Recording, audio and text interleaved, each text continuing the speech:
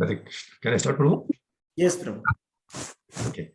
Hare Krishna. Dhanyavad Baldwin Prabhu ki Prabhupada. Hare Krishna. Yeah. Sorry, Hare Krishna, Prabhu. Prabhu. Hare Krishna, you're able to hear me, Prabhu? Yes, Prabhu, we can hear you now. Yes, Prabhu. Can you please start again? Sorry, Prabhu. Hare Krishna. The Jagannath Baldeswara Mai ki jai. Shri Prabhupada ki, Shri Gurudev ki jai. Tagore Hari Go. Om Gyatvara Andasya Jnananjana Shalakaya Chakshurun Militam Yena Tasmai Shri Gurave Namaha. Jai Shri Krishna Chaitanya Prabhu Nityananda Shri Advaita Gadadhar Shivasadi Gaura Bhaktivinoda.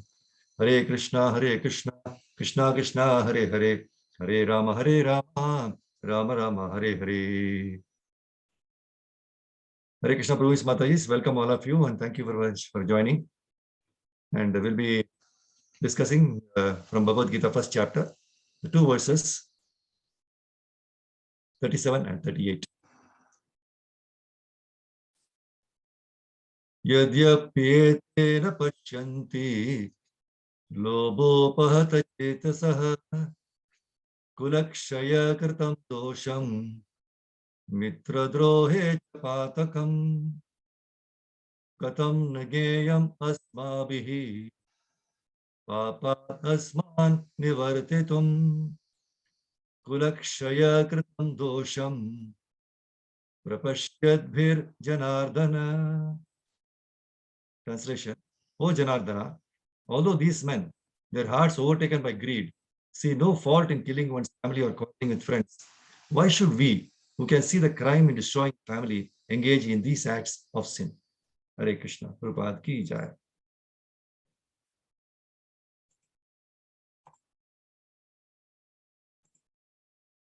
So we are discussing every day the first chapter now. Now we have reached the 37 and 38th verse. See, Arjuna, he had 5 arguments. First argument was compassion. So it was from 128 to 30. The second argument was loss of enjoyment from 131 to 35. His third argument, which we'll be discussing now, is fear of sinful reactions. So as we saw 36 yesterday and 37 and 38.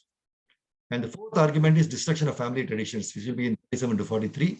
And his fifth argument, indecision, which will be in the second chapter, 6th verse. See, in the purports of 32 to 35, Prabhupada says everyone wants to show his opulence to friends and relatives. But Arjuna fears that all his relatives and friends will be killed on the battlefield and he will be unable to share his opulence after victory. So this is a typical calculation of material life, correct? Everyone wants to show off, no? That's what Prabhupada very nicely says. So the transcendental life, however, is different. Since a devotee wants to satisfy the desires of the Lord, he can, Lord willing, accept all kinds of opulence for the service of the Lord. And if the Lord is not willing, he should not accept a farm. Arjuna did not want to kill relatives.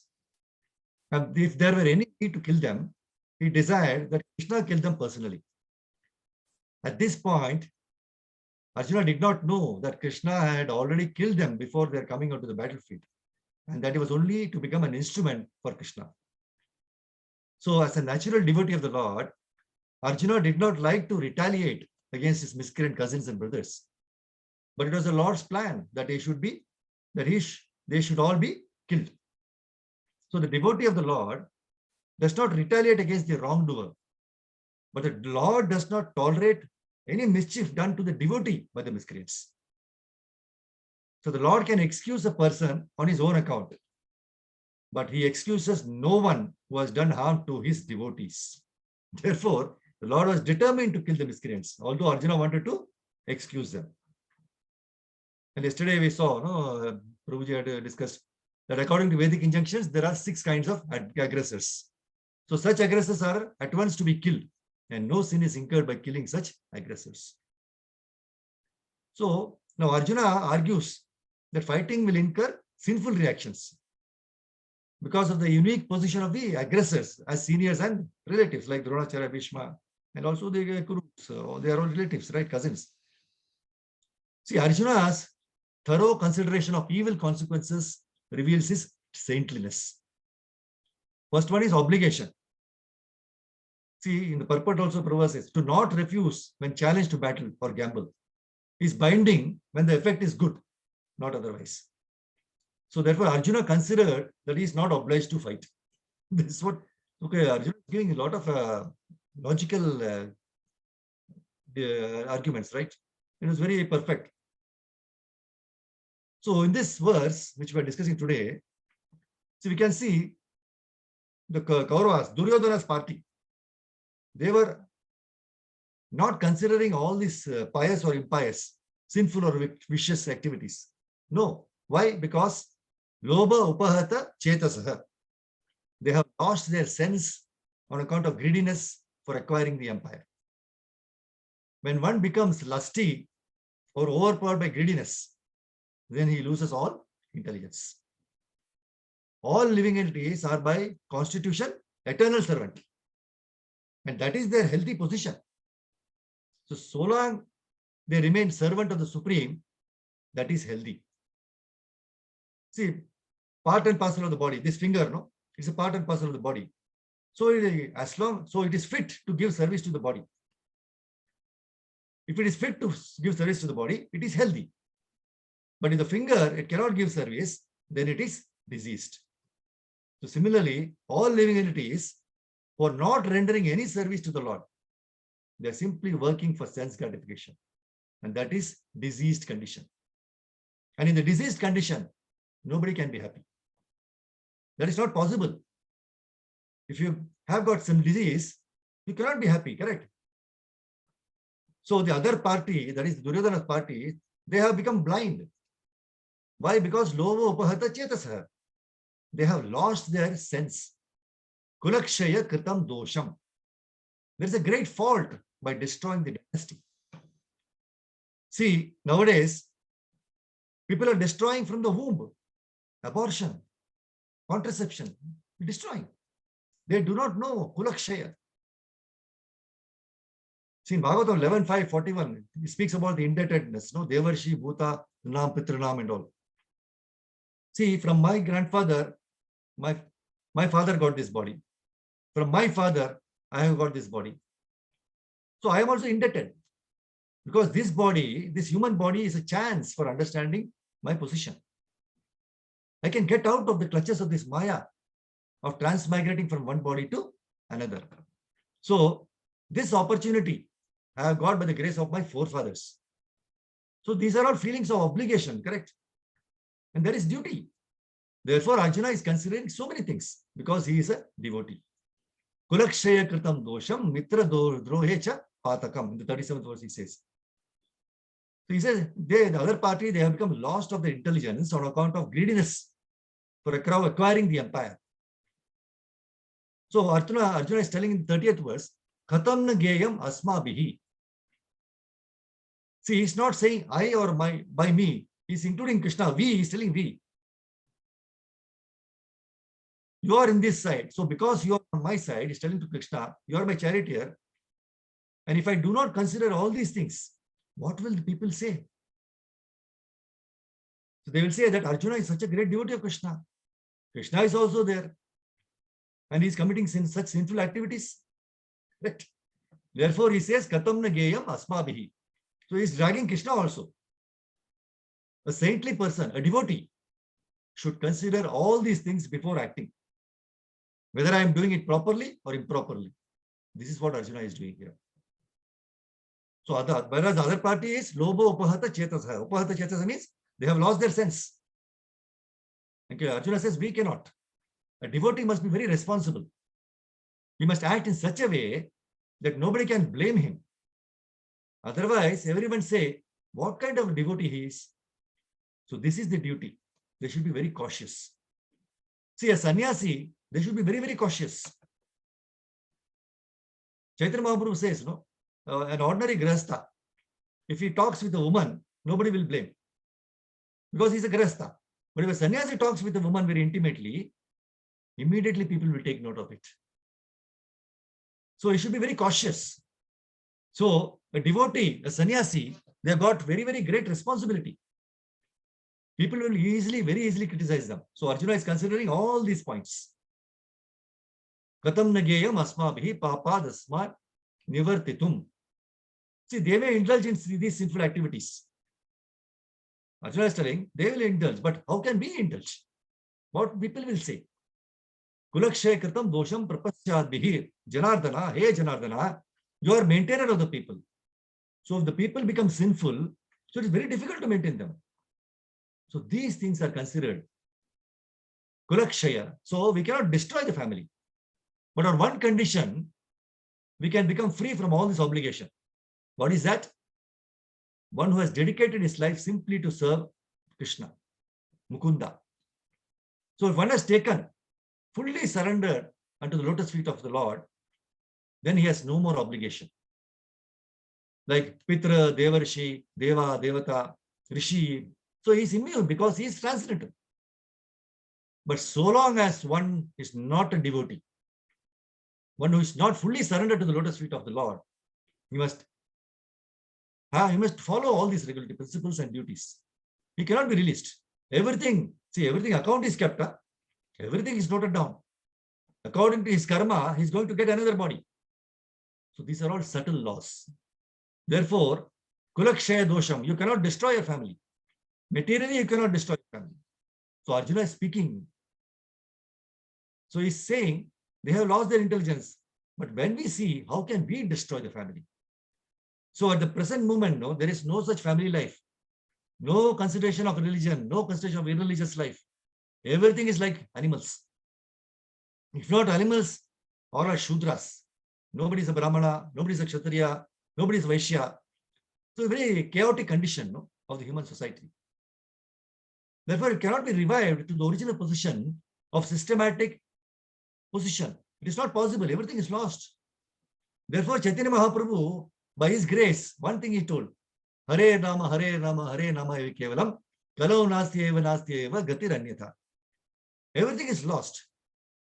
So now, simply by chanting Hare Rama, the holy name of Lord Krishna, you become again situated in the original position. Everything is adjusted because it is transcendental. So there is no other way. So Chaitanya Mahaprabhu gives us the greatest facility according to Shastras, and that is a boon of this age. Kirtana Deva Krishnasya Mukta Sangha Param Vrajet. The 12th canto he says, 12.351. So simply by chanting the holy name of Hare Krishna, everyone becomes free from all contamination of this age. Mukta Sangam Param Vrajet. And he becomes so purified that he becomes fit to go back home, back to God. So this is the opportunity, chanting of Hare Krishna Mahamantra, we should not miss. This is the only savior for human society of this age. See, the only way to understand Krishna is through devotion. There is no other way. Arjuna says that the personality of the Lord is very difficult to understand and that he cannot be known even by the great demigods. This means the Lord cannot even be known by personalities greater than human beings.